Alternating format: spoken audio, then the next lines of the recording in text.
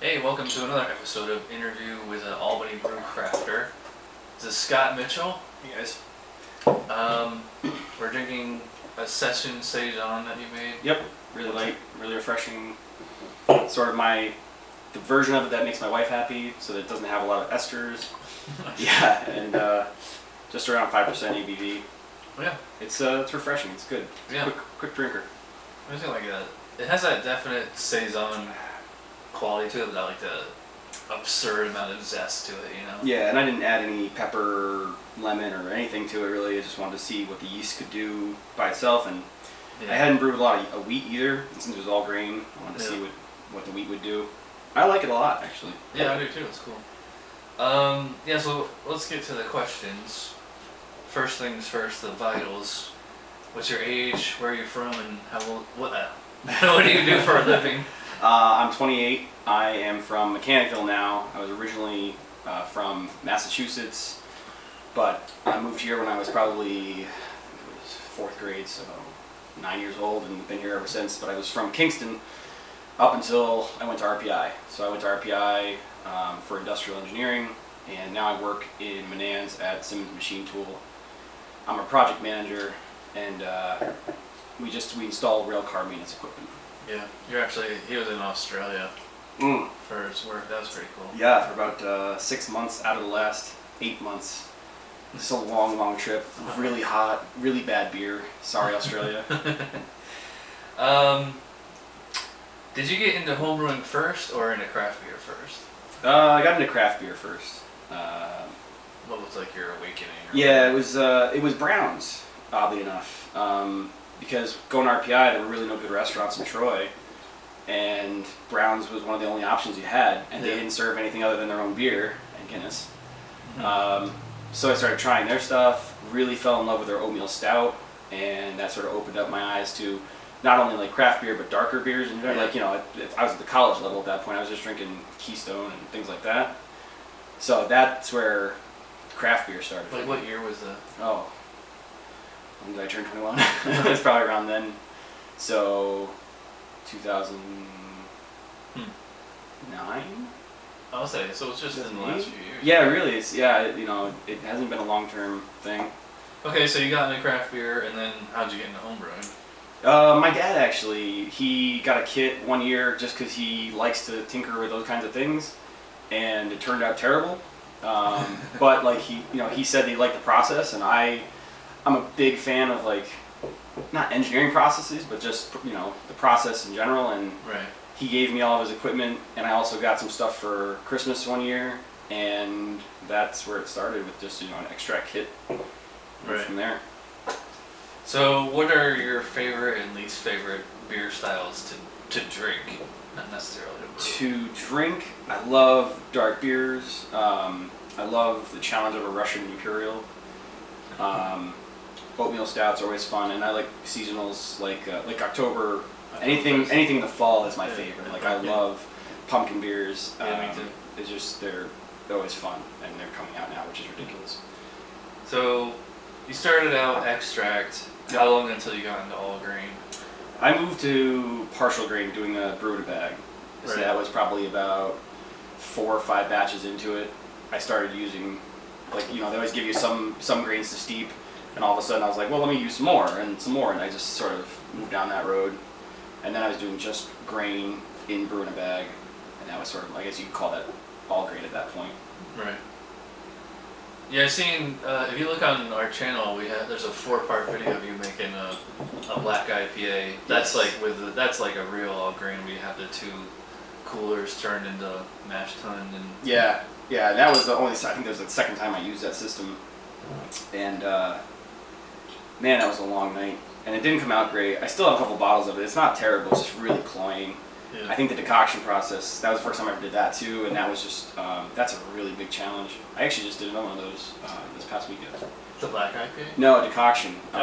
Doing a Dunkel for the competition. For Marty's, yeah. Went much better this time. Yeah, at this point, would you consider yourself a novice, intermediate, or expert homebrewer? Intermediate for sure. Like I don't mind giving people advice, but I also kind of question my own advice sometimes. Like oh, this is what I did, but I don't know if it's really the right thing to do. I'm a little more advanced, starting to look at water profiles and things like that, but I wouldn't consider myself beginner Right. or expert, so I'll go with intermediate. Yeah. Well, you know more than me, that's for sure. Do you come up with recipes yourself, or do you get them on like forums, or?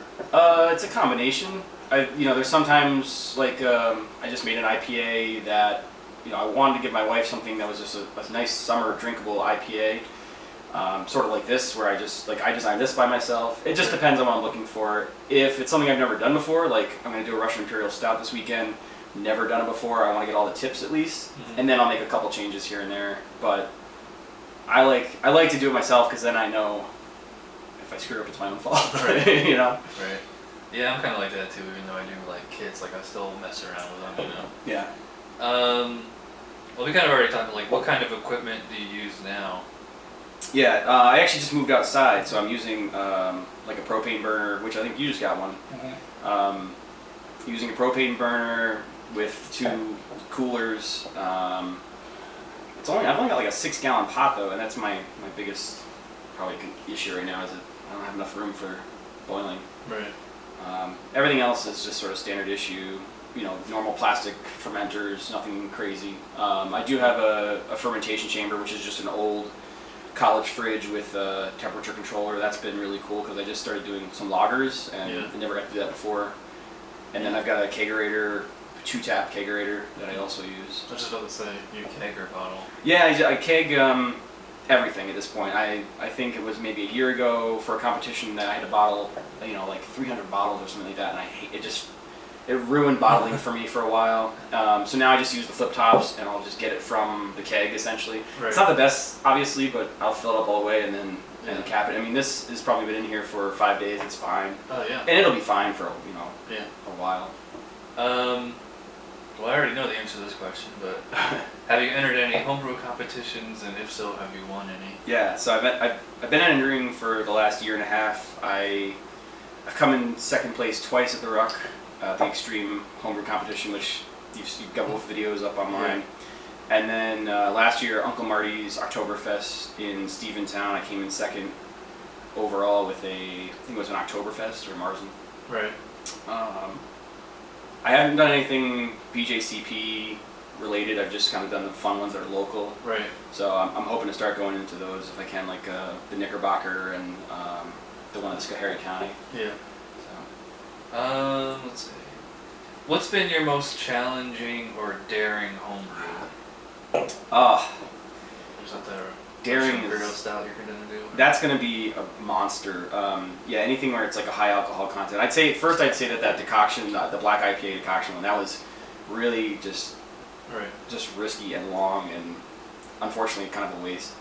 The Russian Imperial will be a big one. I'm also gonna try and get a second beer of that one if I can. And then the other one was for the Ruck competition was it was an apple pecan porter, and I had sliced apples that I sprinkled cinnamon on, baked them, and I had actual pecans that I roasted, and they went into the fermenter. That was a little risky. It actually came out okay. It wasn't that bad. I think you probably had it. Yeah. Can you explain real quick what you mean by decoction? Decoction is an old method used, I guess mostly in Germany, when you had grains that weren't fully modified, meaning you couldn't get all the sugar out of them they weren't giving you the sugar that they had the potential to give you. Right. So you take, you'd start your normal mash, you put your grain in the water, but then you pull out not the majority, a good portion of that stuff, and you boil it separately to heat it up. It would also sort of thin out the wall cells and break it down a little bit more to get more sugar out. Right. And then you're adding it back to the original mash to raise the temperature. So you're starting at like 120, then you're gonna raise it. You're gonna pull out some, heat that up, put it back to bring it up to like 150. Then you're gonna pull out more, heat that up, and bring it back to get to like your 178, which would be like your mash out temperature essentially. Is that how commercial breweries work? No, because now the grains are all so well modified, they don't have to do it, and you can use stuff like I think it's the Carafa malts to get that similar taste because they do a different steeping or a different malting method. Right. Any flat out failures that you had to dump? There was like I said with Browns, the first thing I fell in love with at Browns was oatmeal stout, and it was a style I was so into at the time, and I wanted to try it for like that was the second thing I did was first someone bought me a Sam Adams Boston Ale clone, and I did that. It was okay, and then I was like, I'm going right to an oatmeal stout, and that was a mistake. I don't know what happened. I think I just left it too long, and it got infected. And then it was sour, and I know now I could have held on to it and done something cool with it, but at the time I tasted it and just, I'm like, here, someone else try this, make sure it's wrong, and it was raw. It was just disgusting.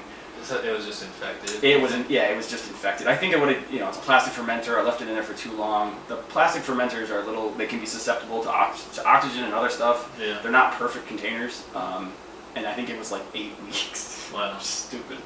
Was that a kit from Hammersmith? No, Homebrew Emporium actually. It was just the normal stout kit, and then I just added a pound of oatmeal, flaked oatmeal to it. Okay. Cool. Never tackled that one again. So how did you hear about Albany Brew Crafters? I think it was a flyer at Homebrew Emporium actually. They had put up just little cards there, and I Googled it, and I couldn't believe I'd missed it for 3 months already. I missed it for 3 months. I'd been searching for a local club, and then for some reason Saratoga Thorough Brews had a website that doesn't work, and then a website that does work, and I never found the one that does work until like 3 months ago. So anyway, right. Yeah, Albany Brew Crafters was easy. So you must have came in like last summer then, huh? Like about a year. Yeah, last summer, pretty close. Actually, I remember it was the meeting where they created that position, your position. Right. It was like that meeting pretty much. Oh wait, this question was for Matt, but what made you want to join, and would you consider running for any of the officer positions? What made me want to join was like I didn't have anyone to just geek out with over beer and making beer. I had no one to talk to about asking questions and things, and all my friends when I talked to them about it just gave me like the blank, Right. I have no idea what you're talking about face, and that I just had to find some sort of outlet for that, and that I knew I could find people that way, and then we had the forum, which was all just really excellent stuff. So that was the best part about it. No, I don't think I would run for a position. I just don't have the time. It was hard enough for me to find time to come over here, and most of my weekends are spoken for. Although that's mostly been because of my travel recently, and I think that's coming to a little bit of a stop. Yeah. So maybe if there was a small responsibility, who knows? Okay. So you can see how the ink's right Yeah, now. you're running out of ink there, yeah. What's your future homebrewing plans, like long term? You've already talked about short term. Yeah, I'm already searching for some sort of chest freezer to do more taps, because Right. I just bought a couple kegs before I left for Australia, and now I've got like 5 good kegs, and I'm about to fill them all up, and then still have stuff fermenting, which is bad. And I don't want to have stuff sitting around for too long, but I think maybe expanding to more taps, and then I'm hoping to start doing some 10-gallon batches eventually. I was looking at doing some wood aging. It's all little stuff like that, but I like my brewing setup as it is. I think I can do a lot with it. Maybe get a bigger pot, but I like the setup I have. I like all grain the way I have it. I don't want to do pumps or a stand or anything like that for now. It's too much. I don't have the room for it. So. Have you ever done any lagers? I've just done 2 actually. The first was a Helles for the Oktoberfest. Uncle Marty's. I also it was my first attempt at one, and I didn't want to make a Pilsner or a light American. And then fermenting cold. I have just a little fridge with a temperature controller. Like a kegger like that. Pretty much. It only has 3. It's like that, but it still has like the shelf inside where the compressor goes. It's really tough. I have to actually take it and push it up against a wall to keep it closed. It's really kind of like ghetto in a certain way. And then I just did a Munich Dunkel this past weekend, so that'll be interesting. I'll see how that goes. Alright, last question. What advice would you give to people considering getting into homebrewing? Don't give up after the first batch. The first batch never goes well. It'll either go okay or bad, but it'll never be great. So don't ever expect the first one to be great. Yeah. Just be like, okay, I didn't ruin it. If It's not half bad. Yeah. Let's just move on to the next And one. even at that And- point, it's mostly like beginner's luck. yeah, honestly, like my first one came out just okay, and I was pretty happy with it. I was like, all right, let's just keep going. And then my next half dozen batches were always just like, eh. And I did the Ruck Extreme, the first Ruck Extreme homebrew competition, and they were all just middle of the road. And then that black IPA hit. You know, eventually you hit a beer where you go, yes, I did it. This is the one I like, and you make it over and over again. And so just don't give up on that lot. You know, just because that first one's bad doesn't mean they'll all be bad. It's a great hobby, and it's not cheap, but it's rewarding. Like I love it, and I wouldn't give it up. So Cool. it's good stuff. All right, so thanks to Scott for coming over and doing the interview. Thanks for the Thanks for beer, having me, Jen. and we'll see you next time.